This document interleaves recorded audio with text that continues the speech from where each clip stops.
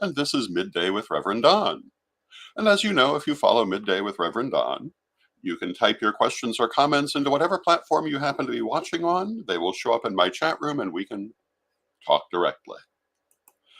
And we have just finished the Thanksgiving holiday weekend here in the United States.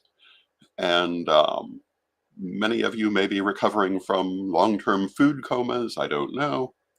But hopefully you're having a good day. I had a great weekend. We got to see Mary Cavalcante, who has been here in Danville this weekend. That was very pleasant. We got snowed on. That's going to happen in central Illinois. I was thinking this morning, okay, we have snow, but we don't have palmetto bugs. So it kind of evens out. But truthfully, I grew up here. I'm not really unaccustomed to snow. It's just been a long time. So heading into winter, numerous conversations going on about the lustration of the ancestors for the spring, which will also be a historic double investiture of new first priesthood. And we hope that you will consider coming. It will be quite an event. We have a beautiful location planned for it. And I think that it will be quite a nice time. Last week, we talked quite a bit about holidays and toxic relatives. Maybe it wasn't all that much, but it certainly seemed like it. And this is a bit of a cultural trope in the US. I don't know about other parts of the world. And hello to Rajput Jai in the chat room. And Rajput has a question we'll come back to in just a moment. But I was going to say this week, I'm going to focus on the idea of defense against the dark arts, which I've been led into by talking about toxic relatives and toxic people. And I talk about this extensively in my books and lessons, but usually rather low key. And just because I think that it's important to keep things in their perspective and not get all oogie boogie about things. But I thought this week we would focus on it a little bit. Today we're going to talk about the importance of personal shielding. Now, Rajput's question is, can we use our ancestors' souls for powers? Well, I think it depends on what you mean. Your ancestors are around you, they watch over you, they will help you. And can you call upon them for help? I would say absolutely. I certainly have on many, many occasions for advice and for actual physical help. And hello to Sir Edward in the chat room. It's good to see you. And hello to Lynn in the chat room. So can we draw upon our ancestors for physical things, for powers in the physical world? Yes, absolutely. If that's what you're asking. And can they help you to develop your own skills? Absolutely. And how do you learn about this? Well, the Corellian Book of the Dead is a great place to learn how to talk to those ancestors, how to obtain their guidance and their aid. And I will, since it's right here, just hold it up for you all to see. But it talks at great length about the ancestors, about what they are, to some extent about what they're not, how to interact with them, how to speak to them, and how to hear them when they speak to you. And hello to Kazan in the chat room. It's good to see you, Kazan. And this is an important thing to know. And even within the context of our subject for this week, which is defense against the dark arts, which is another way of saying defense against toxicity, in this case within a magical sense, ancestors are very important because they do provide a great deal of defense on all fronts when you work with them regularly. Now, in talking about the idea of defense against the dark arts, and of course, I have acquired that title from Harry Potter, but not the idea. And Rajput says, thank you so much for giving Such wonderful knowledge. Thank you, Rajput. Um, people have always misused magic to attack one another as long as they've been practicing it, and people have always been concerned about defending themselves as long as they've known that other people are likely to misuse it. Um, it's a natural concern, and it is a thing. I would never say it's not a thing. What I do say in most of my works is that if you have studied these matters and learned them well, it shouldn't be much of a thing for you. Um, if you practice good psychic hygiene, if you practice shielding, if you learn to be good with energetic work in general, you shouldn't have a lot of problem with it. And if you do, there are very specific ways of dealing with it. And that's what we're going to be talking about in this little series. Um, a lot of people will try to make it very overwhelming, very frightening, um, which usually should be a red flag to you that they have an interest in scaring you for some reason. So I'm certainly not going to do that, but I will say that there are occasions when people will do inappropriate things with magic, and it is good to know how to defend yourself against that. We talk about psychic vampires, I believe, in one of our fairly recent programs. And this is an example um, of something you might encounter that you might need to use some um, defensive skills against. And we talked about it in that program. And what we're going to talk about today is directly relevant to that particular situation as well as other similar situations, and that's personal shielding. Um, with a psychic vampire, they're not necessarily doing it intentionally, although they might be. Um, and in my experience, you don't really encounter it all that often, but it happens. And when it's happening unintentionally, it's often because the person is ill and in need of more energy than they have, and they don't know how to generate it themselves. If you're an energetic worker, a person with skill in energetics, you then have the question, how do you handle this? One way might be by showing the person how to raise their own energy. Another might just be to raise it for them.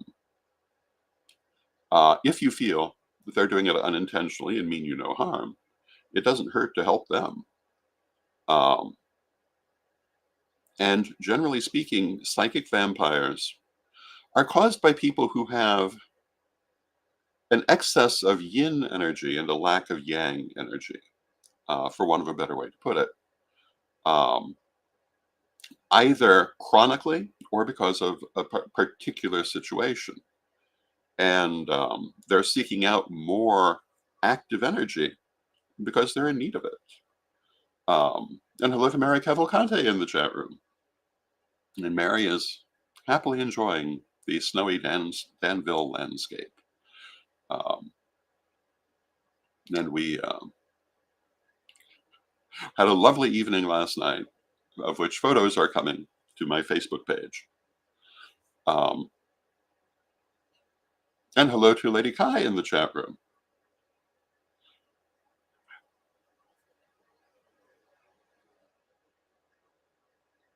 And Rajput says, I love Wicca, but don't know how to unlock it. Well, we created a school just for that reason, witchschool.com. So I highly recommend looking there or ordering the lessons as books. We have worked many, many years to teach people and to make teaching accessible. And we have a number of ways to do it. So if you're looking for how to learn about Wicca, looking for how to learn these subjects, we have a huge number of materials out there and more coming.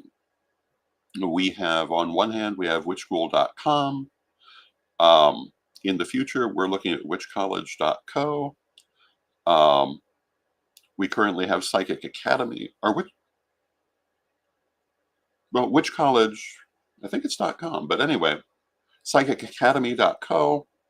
We have lots of things going on, and hello to Yazo in the chat room. It's good to see you.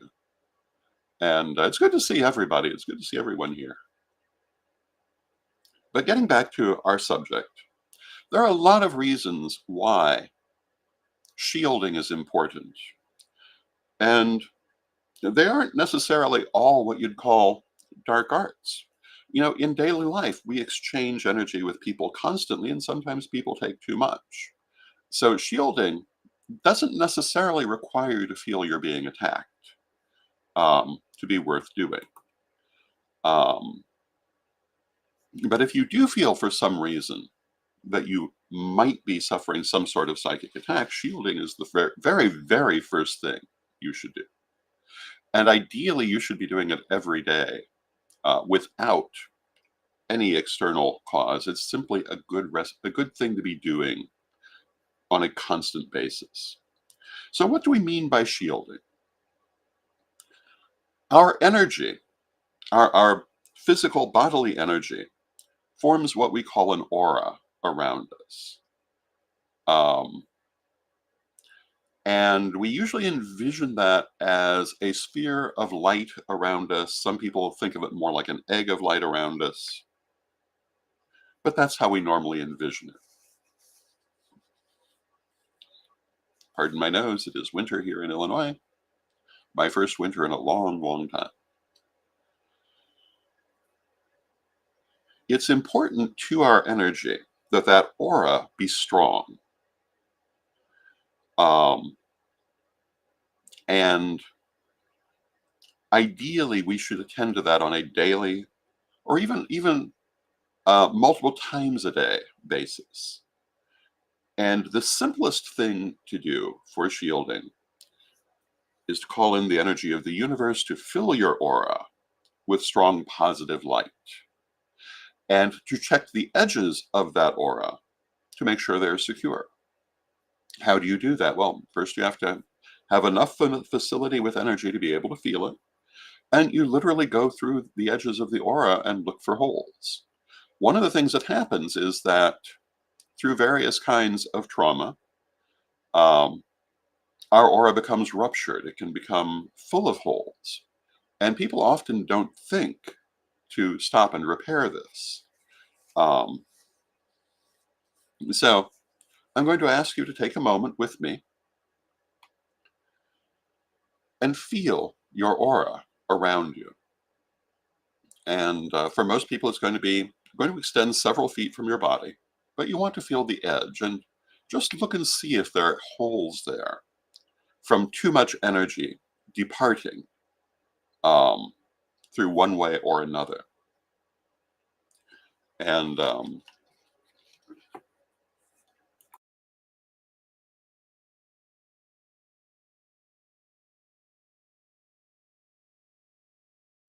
pardon me, again, it's my first winter in a while,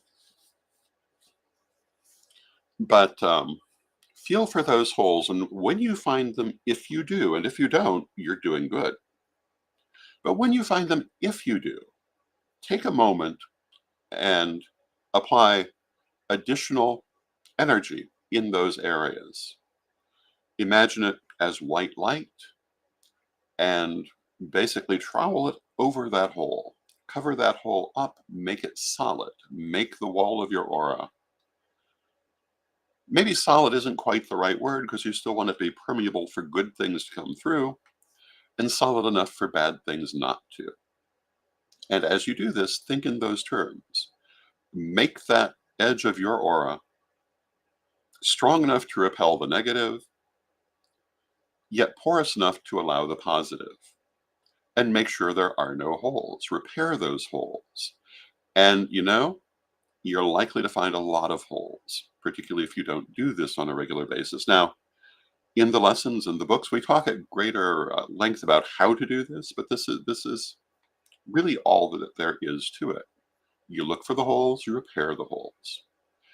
Um, and for most people, that's going to make an immediate energetic difference because they're often losing lots of energy through holes in the aura that they are not even conscious of being there. So take a moment and fill those holes. See the aura strong and healthy and fill it with the white light of the universe, the white light of spirit, and see it shining all around you like a beautiful sun with yourself in the center. Now, there are other things you can also do to your aura in the way of shielding. This is your simple basic shielding. It's what you do, ideally on a daily level. You want to make sure you take out anything negative. And ideally, you should be grounding and releasing excess energy, which is also any negative energy, on a constant basis. Um, and certainly, you should do that before shielding. Um, if you find there's still negativity there, do it while you're shielding. Get rid of the negativity, replace it with positivity. And when we say negativity and positivity here, we're referring to the charge of the energy. And when we talk about negative energy, we're not necessarily talking about, quote, evil energy or intentionally damaging energy. We're talking about anything that does not have an active positive charge. It can simply be static, muddied energy. Um, and and Yazo says, um, have some raw local honey and berberine in regard to my nose, and yeah, I probably will be doing that. We actually do have that here. And hello to Ash in the chat room. It's good to see you, Ash. Now, if you feel you need more shielding than this, and say you're in a situation where you feel a need for shielding. Oh, and hello to Maggie in the chat room. It's wonderful to see you, Maggie. And Maggie says, I'm returning to upstate New York. Um, and glad to catch one of your shows. I've had bad internet there. It's good to see you, Maggie. It's always good to see you. And Yazo says, with the way the world is today, negativity is in abundance, and it certainly is. And a lot of people have been trained to focus on the negative. And as magical people, that's especially harmful. But getting back to shielding, say that you feel you're in a dangerous position. I can remember a time, for example, when I was walking late at night, and there was a fight going on the sidewalk that I would have to go around. So I did extra shielding to do that. Another perhaps less praiseworthy example: say that you've been exceeding the speed limit, and you realize that there is a police officer nearby, and you may wish extra shielding at just that moment. These are a couple of small examples when you might need more shielding that isn't exactly defense against the dark arts, but still requires greater shielding. Hello to Mermaid in the chat room. Another example is, say that you're in a state of disagreement with someone and you feel like they're maybe not intentionally or maybe intentionally projecting negative energy at you through their emotions.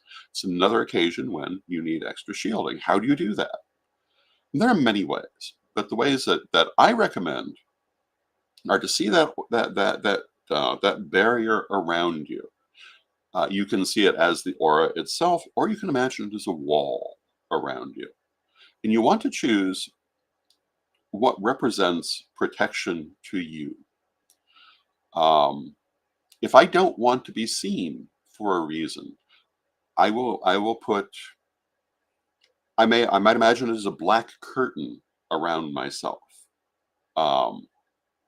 Or I might envision it in other ways, but its point is to obscure my presence.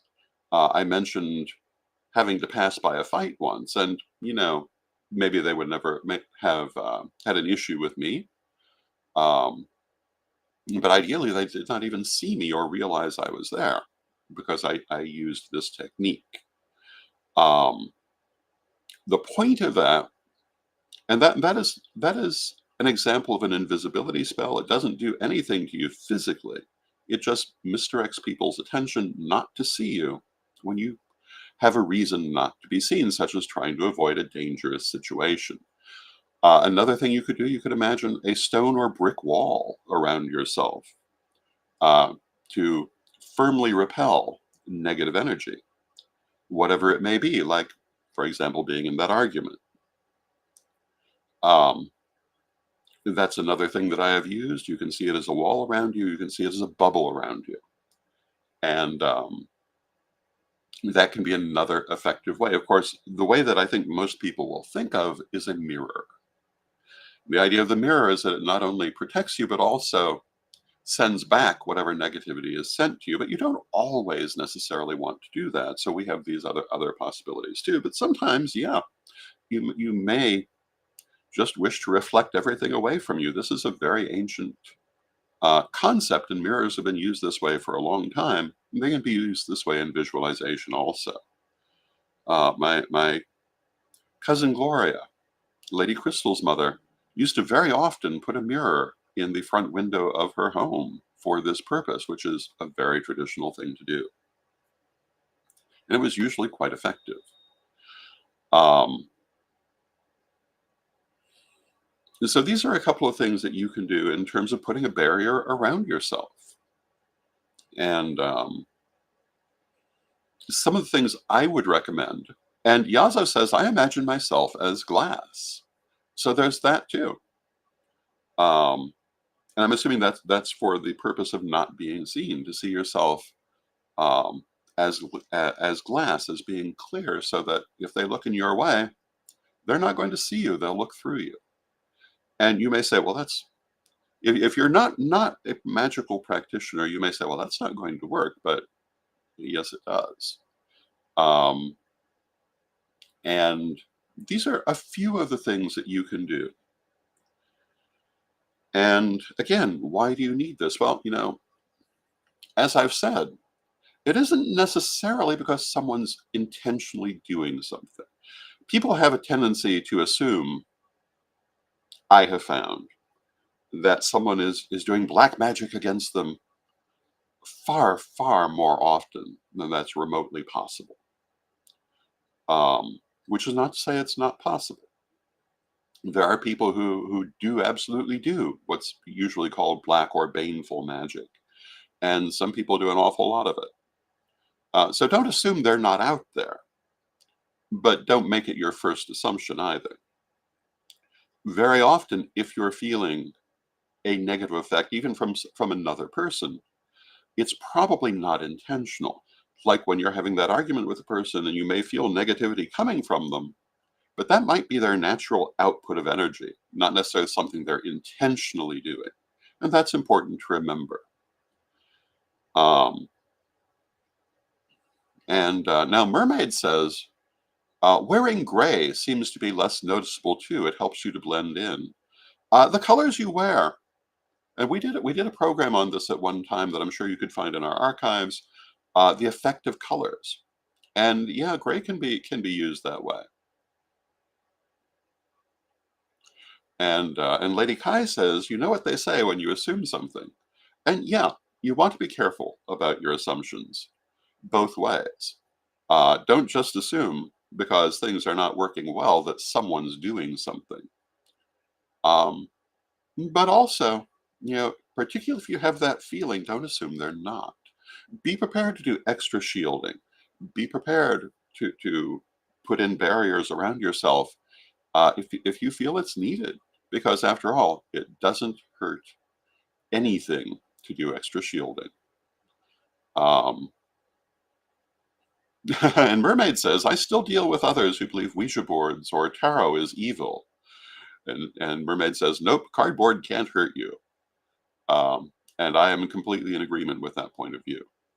Um, I'm also in agreement with the idea that if you're a magical person and you believe that something's going to cause you a problem, it's much more likely to do so because you're giving it the power to do so, and even the expectation it will do so.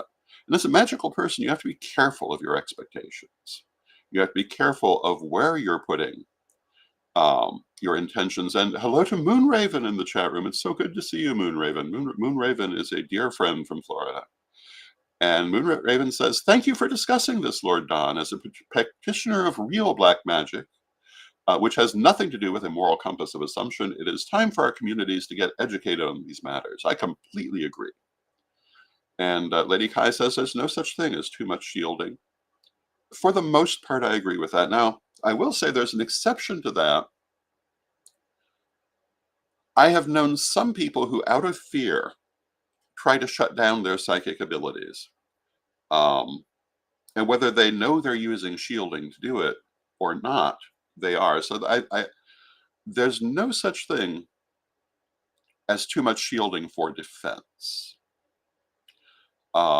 There is too much shielding if you're trying to use it to limit yourself.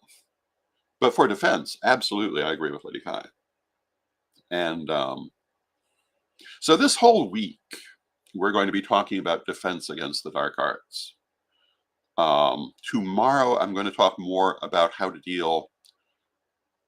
Today, we're talking about how to deal as an individual. I'm going to talk about dealing with spaces, with buildings, with locations, and why you would want to. How to do, for example, a house cleansing or blessing. Later in the week, we're going to talk about the famous freezer spell and what to do if you think someone has put such a thing on you. How do you break it? We're going to talk about that. And hello to Jeanette in the chat room. And Jeanette says, I'm happy to be here. How is everyone? We're happy to have you here, Jeanette. So it's going to be an interesting week. We're going to talk about a number of different aspects of this. And again, I don't normally like to focus on it.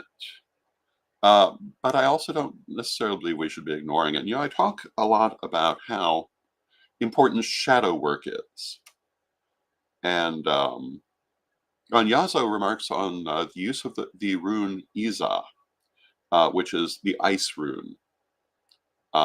Yes, and she said, and Yaza says, a wonderful rune. But we'll be talking about a number of different aspects of this. But you know, I like to talk about the importance of shadow work. But if you read my first degree lessons, you'll notice that that word is not used until lesson 8. But if you're reading those lessons with background, you'll know that the idea and the very first techniques are introduced in chapter 1. We just don't use the big scary word. My attitude toward this is the same. We talk about shielding right at the very beginning. We don't really talk about every reason you would need it. When we are training, we learn as we go. Not everything is necessarily on the very first page. But there are a lot of reasons why personal shielding is important. A lot of occasions when you may need it that you might not think of to begin. So that concludes our thoughts on shielding for today. We're going to be back tomorrow and continuing our week of defense against the dark arts classes. And I hope to see you all again tomorrow. I love all of you. I love spending this time with you. And let us now close with our prayer, as we always do. Divine Mother Goddess, Divine Father God, beloved ancestors, we thank you with great love and thanks for all that you do for us in our lives. And we ask you not only to protect us and keep us safe, but help us to protect ourselves and keep ourselves safe. Help us to take the necessary actions to keep our energy clear, to keep our insights open. Help us to keep our auras strong. Beloved Mother Goddess, beloved Father God, beloved ancestors, we know you are always with us and always willing and desirous of helping us. And for this, we thank you with great love and with respect. And knowing you are always with us, but from respect, we thank you for your presence now and always, and may you now and always be blessed. And I thank you for your presence now and always, and may you now and always be blessed. And I will see you tomorrow.